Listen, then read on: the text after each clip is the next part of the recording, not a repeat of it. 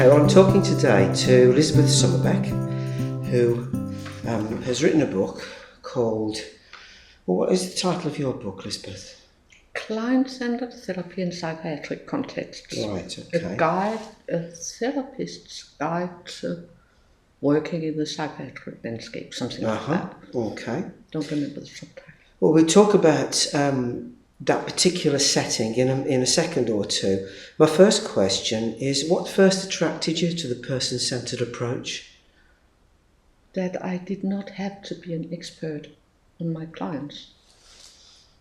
I could never convince myself that I could be that.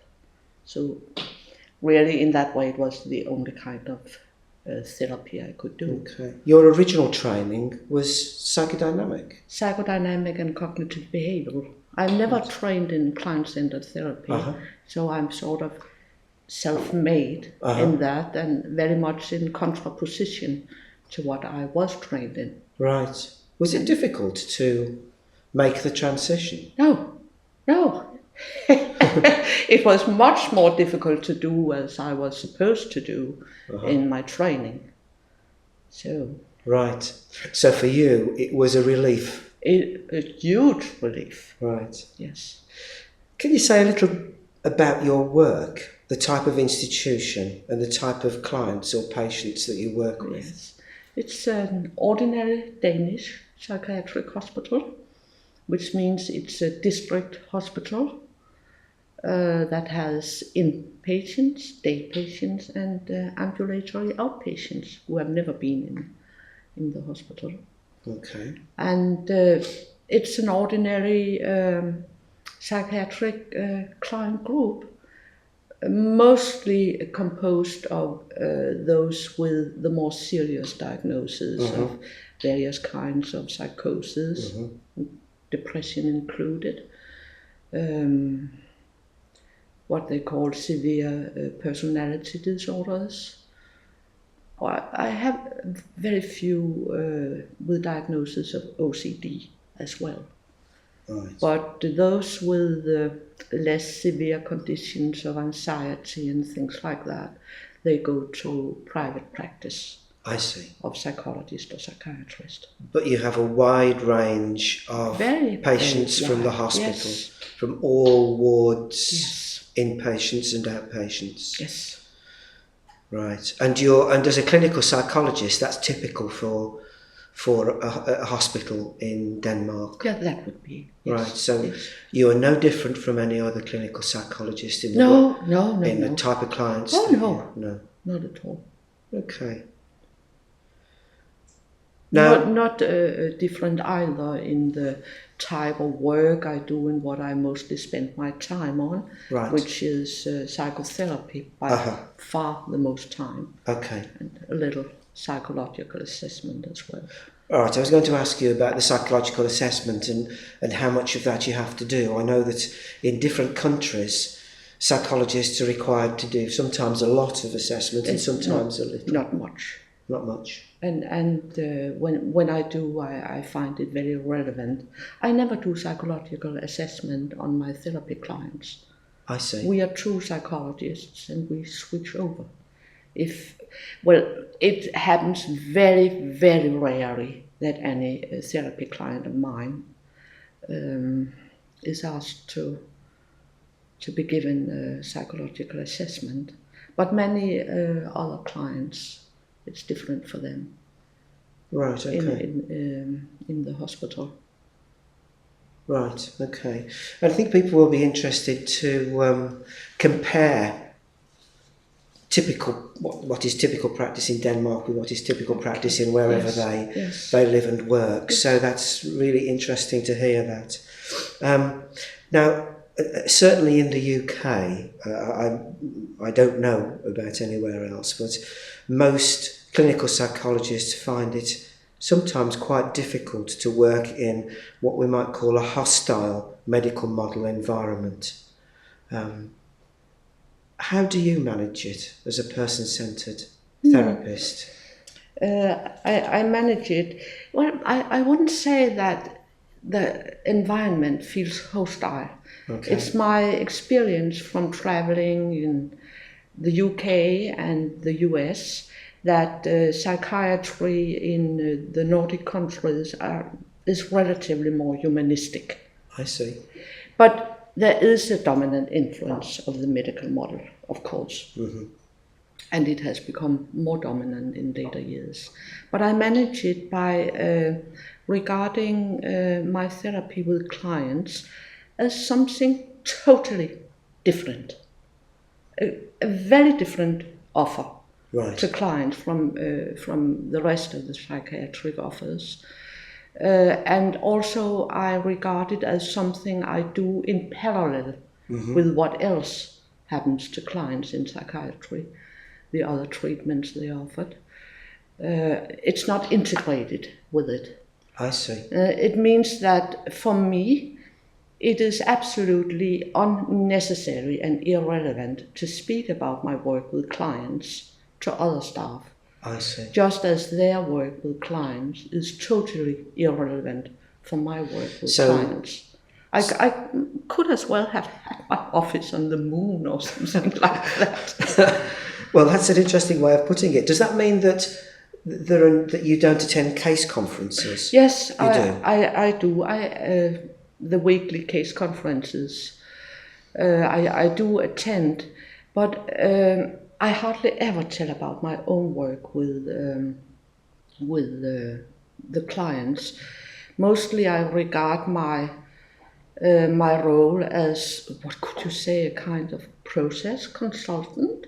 I see to it that other people say what's on their mind. Okay. I relate as empathically as I can to staff and to their problems with clients as well, because they are very often very hard put in their work, because they are supposed and they demand of themselves to be experts on the clients, and they are asked to write so many reports and things like that, and they have to make so many decisions on behalf of clients.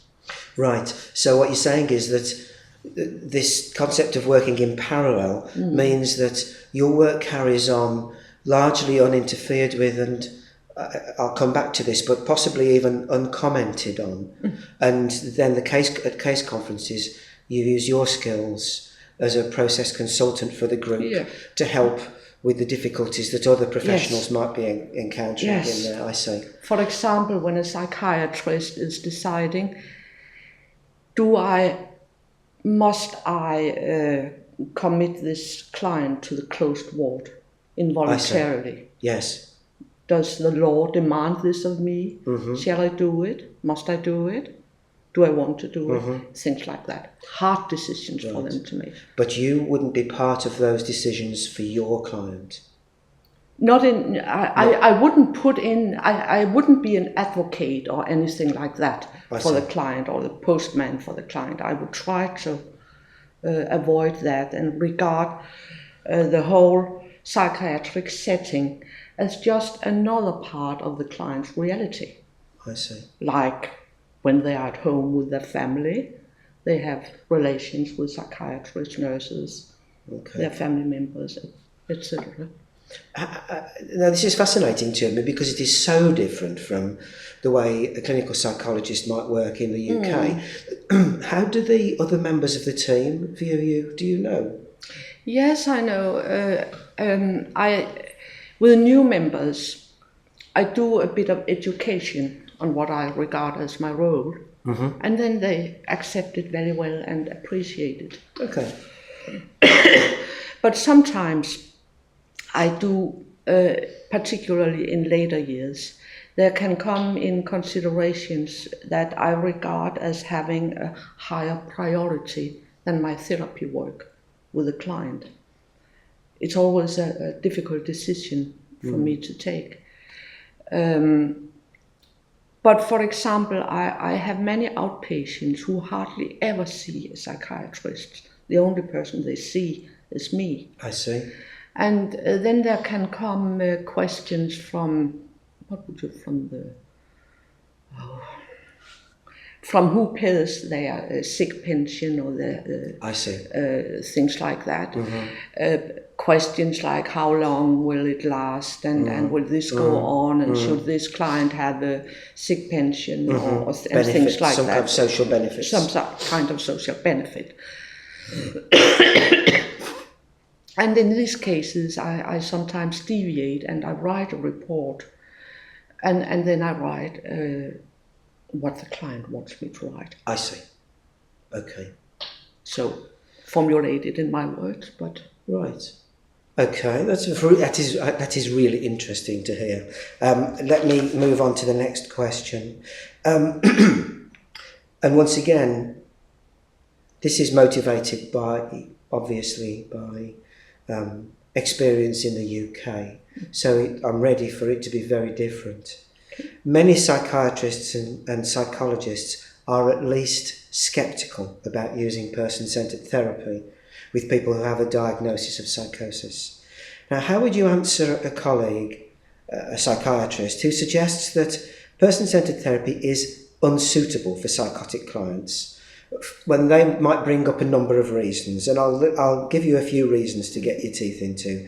They might say that it's unsuitable because effectively it proposes a single method, i.e. therapeutic conditions for all clients, and the diagnosis has no meaning under those circumstances. They might also say that the therapist, a person-centred therapist, doesn't correct delusional ideation, and so therefore it's unsuitable.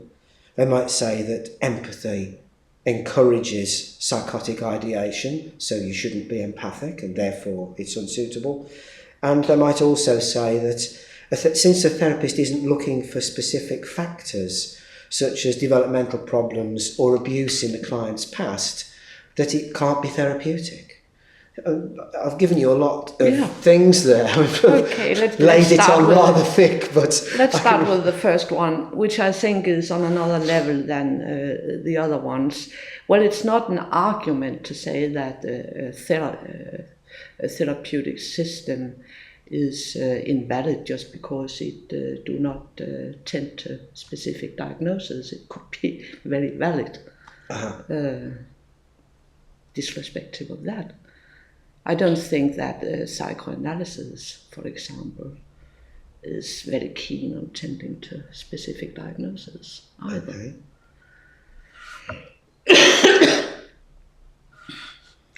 So I don't think that's an argument at all, really.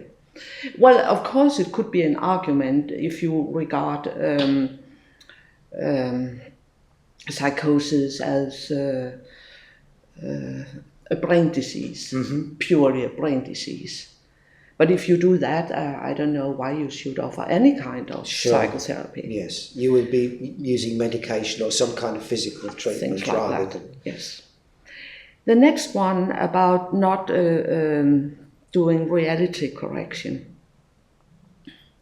There are some clients who are calmed by reality correction. They're being told that it's in your head. They are really not two black men up in the corner there. It's in your head. Can calm them.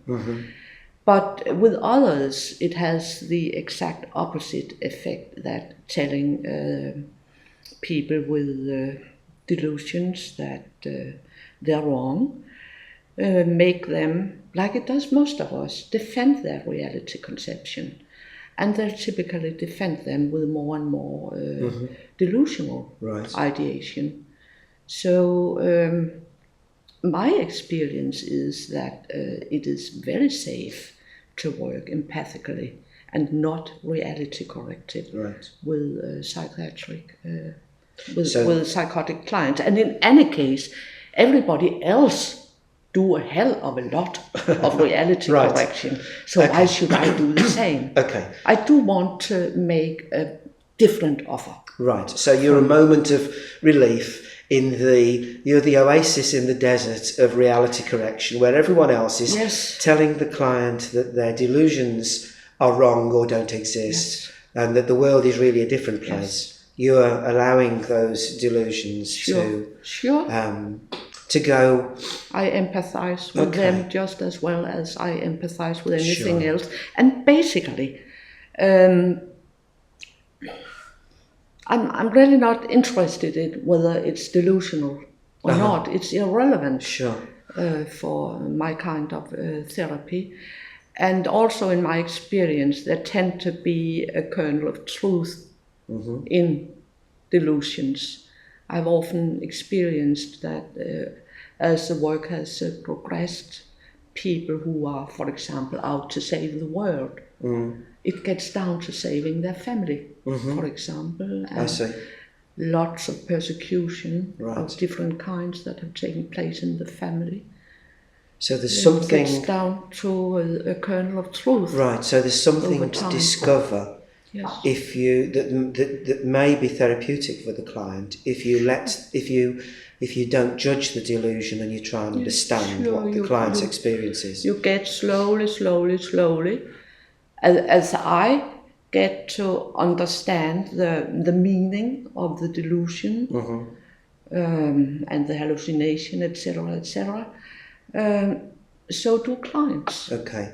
And we might not even want to call them delusions. We might just want to say that it is the client's experience. As you said, you intimated earlier on that you don't actually, you almost don't accept that it's... Oh yes, I do accept it for other staff. It's important for them to consider these things. But when I'm engaged in empathic understanding, all my own thoughts about what is this and what is that really is irrelevant. Right. So, of course it pops up thoughts, this may be delusional, and then I send such a thing off again with an admonition to myself, Lisbeth, this is irrelevant for what you're doing. And what about the view that being empathic actually encourages and reinforces delusional ideation? Empathic understanding is neutral. It doesn't encourage anything, it doesn't discourage anything. It's not an agreement and it's not a disagreement. It's not affirmation, it's not, what's the opposite? Disaffirmation. Okay, so it's not, I say. In that way, it's completely neutral, and I can't control how clients experience it. Some experience it as supportive, some experience it as if I'm indifferent, some experience it as just what it is, a good feeling of being understood, whether they experience it as support or not. Right, I see. So clients will experience your empathic interventions in any way, in unique ways. Just as many ways as I have clients. Okay. And it does come up very often because then they tell about how they experience what I do. And in that way, our relationship comes into the picture. Right. So if I can just summarise 2 points together there so that people might get an idea of how you think person-centred theory works in practice, that in fact, when some therapists correct the delusions of the client by saying, well, the real world isn't like that, what actually can happen is that can reinforce through defences the delusion and which make will it stronger. Typically be paranoid. Whereas being empathic, rather than judgmental, not only doesn't have that effect, but also might reveal something therapeutically useful. Precisely. It hasn't... there's nothing to defend against for the client, and that leaves, like you said before, I have many clients who say that this is kind of an oasis of freedom, and in that atmosphere it becomes increasingly safe and possible, and there's space to think other thoughts about reality. So the therapeutic sessions you have will be different not only from the everyday experience in the psychiatric hospital, but also probably their everyday experience in the world. Oh, yes. Because people will be all too ready to judge them and not want to understand what's happening. Very. So it'll be a very different experience. Very different experience. I'm tempted to say that's what therapy should be, really. A very Yeah, different but say it, I agree with that. Why have therapy if it's not a very unique and different experience? If it's a conventional relationship, you can have it everywhere. Okay. My next question, the next element of this question, where I said that some people think the problem with person-centred therapy is that it doesn't look for specific developmental problems or abuse. Is because I know that there's a growing theory about abuse and psychosis, but there's also a growing emphasis now in psychodynamic circles on developmental events, shall we say, and parenting, the type of parenting, and that they do seem to focus very heavily on developmental aspects and almost do a diagnosis of the patient based on what they believe their attachments were. Sure. And so why don't person-centred therapists do this? Well, I know why I do not do it. That has been an experience of mine that, what would you say, asking depth questions is unsafe for psychotic clients who can make their psychosis worse. Right. I think in my book I write about a client who told about just fleetingly that her mother had died of cancer. And it had been horrible to look at. And then I invited her. I said, would you like to describe this in some more, how you felt, what you saw? And then she did that and she left and I said, oh, that was a good session. The first thing she did when she came to the ward was to swallow, 3 or 4 needles. And she was sent to the intensive care unit, and when she came back she told me how angry that was the bad feeling she went with, anger at me because I had forced her to talk about her mother's death back then. I see.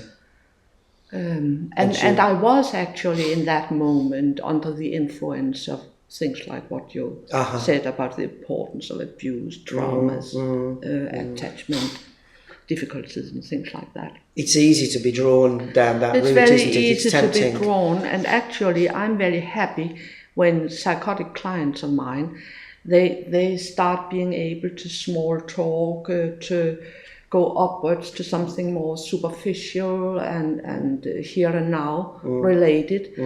Also because I know that when the time is due, they'll touch on those things. Yes. They'll get into it. Right, so what you're saying... without my direction. Okay, so what you're saying is that it may well be the case that with more research, we do learn that certain psychotic experiences in adulthood are caused by, no less than caused by, certain developmental experiences. I do think so. But you're saying that ought not to change practice, that practice ought to be one of allowing the client to discover at their own pace, in their own way, with you being empathic and non-judgmental. Yes. To create their own theory about themselves in their very unique way. Some people, they turn more and more what some other people might say superficial, and they become better. They feel better about it. And then they stop therapy. Yes. And that's fine. Other people start digging down. And I couldn't tell in advance who would be who. And what you say there also makes me think that it's important to keep a theory of why a certain kind of theory works apart from the practice of it. Sure. It's two very different things. And I can work with clients who really regard themselves as having a medical disease, and some who regard themselves as, well, that's outdated now, but they would regard themselves as having a penis envy complex or things like that. And it's perfectly okay with me. Okay. And I still try to empathize with their thoroughness themselves as well. Okay. If I can move on, since we're sitting here in the pavilion at St Camilla's Hospital in Ghent, one of the places where pre-therapy is practiced, can you say a little bit about your use of pre-therapy reflections in your work? How useful do you find them? Oh yes, I can. I find them immensely useful.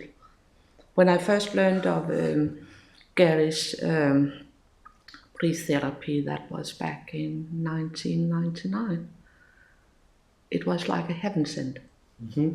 So important because it enabled me to work with people I had been unable to work with before, where I felt powerless because I felt out of contact with the client in the way that I had no idea what was going on under the skin of the client, which empathic, explicit empathy or empathic reflection actually needs. Sure. So I stood there with my eagerness for empathic understanding, and I had nothing to build it on. And then those very, very literal pre-therapeutic contact reflection just came. It was just right. That was just what I needed. That was your oasis in the desert. It was. In a way it was, yes. Because it felt so uncomfortable, suddenly feeling powerless with all my eagerness for empathic understanding. So being able to use the contact reflections in those moments where I felt out of contact with the client was really great. So it made more of the time you spent with your clients actually useful. Yes, and it also meant that I took some on for therapy I would not have taken on before. Yes. And do you think that pre-therapy reflections are in themselves therapeutic, or can in some senses? Oh, yes. I certainly think so, because they are still... It is hard to... that was my experience, when I couldn't... Really had no empathic understanding of these clients of mine. Then I felt powerless. And it's hard to accept unconditionally a person you feel powerless with. It's not enjoyable to feeling powerless and to be with a person you feel powerless about. But with those contact reflections, I felt I could really keep on being unconditionally acceptant. And I still think unconditional acceptance is, or unconditional positive regard, is the main therapeutic factor in person-centered therapy. That sounds as though it could have been a good place to finish, except I want to ask you, and you may give me the same answer. What is the best single piece of advice that you could give to psychologists and psychotherapists who want to practice person-centered therapy in the psychiatric setting? Keep out of a war of who is right with the rest of the staff. Okay. To the degree you are critical of psychiatry, which you probably are as a person-centered therapist, keep that critique for theoretical conferences, more general meetings of more general themes. Coffee time. Do not get into a war of who's right about a single client, because that will make the client a hostage. Yes. Right. Very good it is advice. difficult. It's not. Yes. It's not so easy. I didn't ask for an easy piece of advice. I imagined that whatever you said was going to be difficult. Yeah. Well, thank you very much, Lisbeth. It's been most instructive. And most enjoyable. Thank you. Thank you.